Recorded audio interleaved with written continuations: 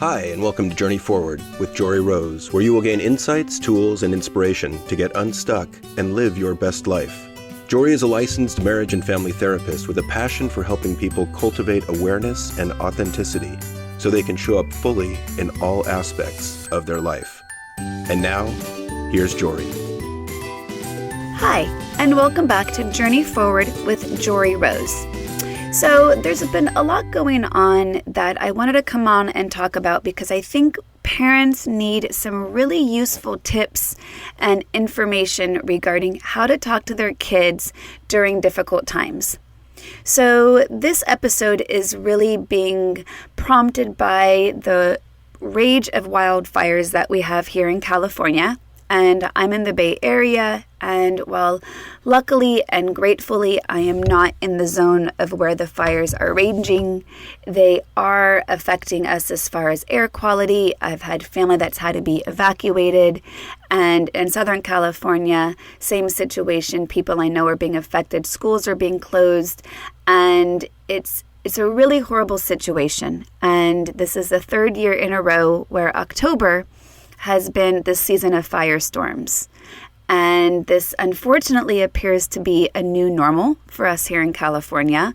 But even if you're not in California and being affected by these wildfires, around our country we are experiencing extreme weather conditions with unprecedented weather systems such as storms and rain and cold and heat and hurricanes and tornadoes. And this unfortunately appears to be a result of global warming changes and something that we are going to have to learn how to get through, both on a physical and tangible level for our safety. But as equally important is our emotional preparedness and knowing how to manage the disaster anxiety that I see a lot of people having. I'm experiencing this both within my family of stress and anxiety that I myself has experienced, and knowing how to talk to my kids about it, and in working with clients, and even people out of state reaching me and saying, how do I talk to my kids around what's going on? So I wanted to come on and give some really clear guidelines for parents, because while I believe that parents have really good intentions, parents often have really poor execution. And what I mean by this is that parents everywhere want to protect their kids. We want to shield them from pain. We want to protect them from being hurt. We want to not expose them to some of the dangers of the world, to some of the harsh realities of the world. And we want to keep them innocent. We want them to have a happy and carefree childhood. And that would be ideal. However, it's not realistic. And most importantly, it does nothing to prepare them to be well-adjusted, functioning adults when they grow up. So this idea of protecting our kids comes up in various forms, whether it's knowing when to let your child get social media, knowing how much to expose them to around politics, or even knowing what's going on in just the global world around us. So unlike when we were kids, our parents were actually able to shield us in a much different way. And fortunately or unfortunately, with the internet, with social media, we cannot protect our kids from seeing what they're going to see. Because even if you have some rules and guidelines or parental controls on your kids' phones, if they even have phones, I guarantee they've got friends who don't have the same rules or guidelines that they have to uphold. So they're gonna see information. They're gonna be exposed to a lot more than you would like them to be. And this is just the harsh reality of the world that we live in today. And one of the things that I like to do is really having that ability for parents to show up as being truly mindful parents. And by that, I mean to allow and accept what's arising without judgment, which means how do we allow and accept all of the scary and shitty things happening in our world while not wanting to have to deal with it to, try to protect our kids. And this becomes a really, really big challenge. So I'm going to cover a couple of different things in this episode. And even if you don't have kids, I guarantee there are still people around you in your life who have a difficult time managing their emotions around painful information. So even if this is not a conversation directed towards kids, this can be a conversation directed toward anybody in your life who you may be having to manage your own difficult emotions around, or possibly theirs. So I want to preface this by saying that this requires a big shift in paradigm of thinking as far as what parenting means. And I am of the belief system that not only are kids a lot more aware than we give them credit for, they are a lot more mature and have the capabilities that we often give them credit for. And they can handle what we believe they'll be able to handle. And I remember reading a quote when I was pregnant with my oldest daughter, and I think it was by the actor John Leguizamo. I never know how to pronounce his last name, John Leguizamo.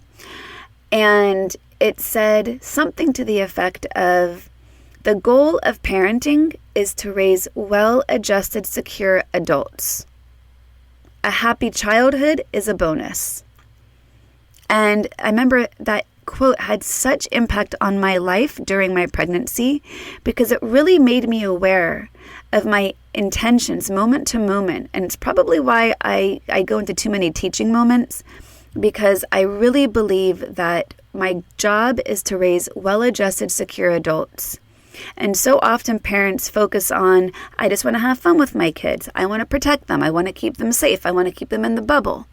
And while that's great, it does very little to help them to be adjusted to the realities of being an adult when they're out of your house, off to college, and are learning how to make decisions for the first time while on their own. So that can be a whole nother conversation for another time. But what I do want to say is that parents, when they see their kids in pain, it's easy and it's a desire to really want to make them feel better. We want to fix it. We want to solve it. We want to be able to tell them, don't worry, it's going to be okay. But here's the challenge, especially with all these fires that are happening, when our kids come to us and say, Mommy or Daddy, I'm really scared. If we were to say to them, oh, don't worry, honey, it's going to be okay, you've completely failed to miss the opportunity to connect with them compassionately around what they're really feeling, to join with them and sit with their emotions, to honor that as being normal, as being human, as being a realistic thing for them to be feeling and experiencing. And then lastly, how to offer them tools to get through whatever it is they're feeling. Because I promise you, if a kid's overwhelmed, anxious, scared, acting out, having a tantrum, if you were to say to them, oh, just calm down, I guarantee the last thing they're going to do is actually calm down. They're not going to do what you say because they're not knowing what to do with what they're feeling. So the best way for them to calm down is to feel seen, heard, and validated. So what does that sound like? That would be you saying, wow, honey, you know what? It's really understandable that you're overwhelmed right now. It's really scary what's going on in the world. And you know what? I'm actually feeling the same way too. When I see the images on TV or I see the newspaper or I turn on my phone and I see what's going on, I get a little scared and anxious too. It's totally normal to feel that way. So come here, let me give you a hug and let's just hold each other and maybe we could talk about what we're grateful for right now. So that would be an example of a way I might say that. And here's the fear that parents have. They have the fear that if they actually name what is arising in their child, that it'll make what their child is feeling grow and get bigger. This is a false belief. In actuality, if you name what they're experiencing, it serves to actually calm down what they're feeling.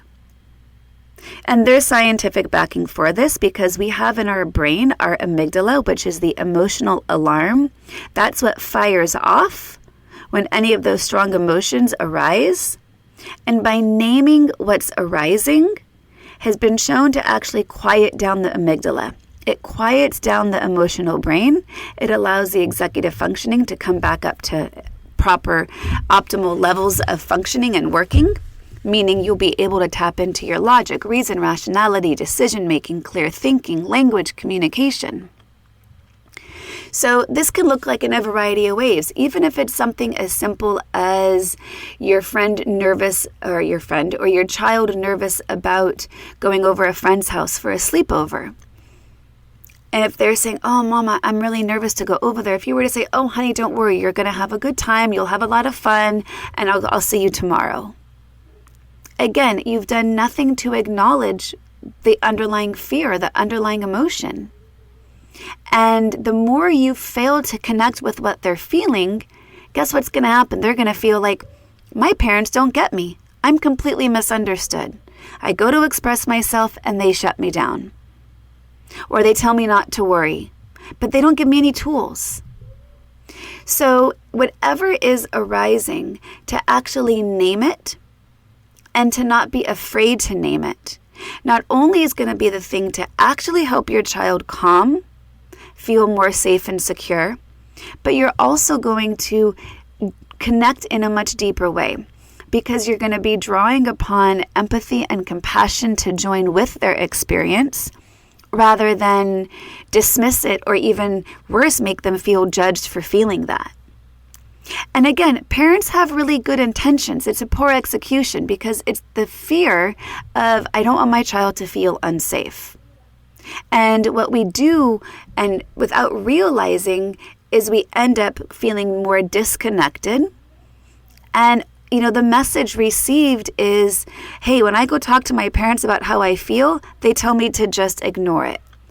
Or they ignore me. Or they tell me just to get over it. Or they tell me I'm going to be fine. But the problem is they don't feel fine. So that's a really, really confusing message. And I believe one of the best things we can teach our children is how to trust themselves, trust their bodies, trust their intuition. So if they come to you with what they're feeling, and you tell them, oh, no, that's not right, you're not feeling the right thing, you're undoing that natural wisdom that they're sensing in their body that is telling them something is off. Because I think the most important thing kids can learn to realize is that the messages their body is giving them is accurate, is real. It's giving them information to pay attention to.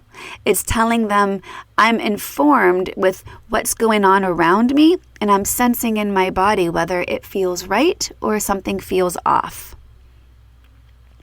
So hopefully you can be able to relate this to whatever it is arising in your life, whether it has to do with natural disasters, whether it has to do with emotions, whether it has to do with social media, whether it has to do with your kids' friends. Naming what's arising, giving it space to exist, allowing it to be heard and validated, not as right or wrong, but as natural. Allowing them to come to you without fear of judgment or dismissal or denial of what they're feeling or experiencing. Giving them the space to communicate it, and you honoring it. And you saying, I see you. I get that. It's understandable. I could see why you're feeling that way. And once they are able to connect with you in that way, then they'll be open to hearing tools about, what do I do about this? And you have set them up for success, and you have set them up for creating a greater connection with you. So hopefully you found this short episode very helpful. I would love to hear any feedback or comments. I would love to know how this is working for you. And please let me continue to be a resource for you in showing up as a mindful parent, in showing up in being more openly communicative, compassionate, aware. And, this is part of our journey forward. How do we let go of our own fears and anxieties and to show up and authentically be there for our kids to help them get through theirs? So thanks for tuning in. If this episode spoke to you, I'd love to have a rating or a review. and even share it with your friends, because these are really important messages that I don't see going around enough. So thanks so much. I hope you all are well, and sending you lots of love and compassion your way. Bye-bye. To continue your journey forward, find Jory Rose on Facebook and Instagram to become part of her growing community. You can also gain access to her meditations, books, online classes, or to sign up for an upcoming retreat, visit her at joryrose.com. That's JOREEROSE.com.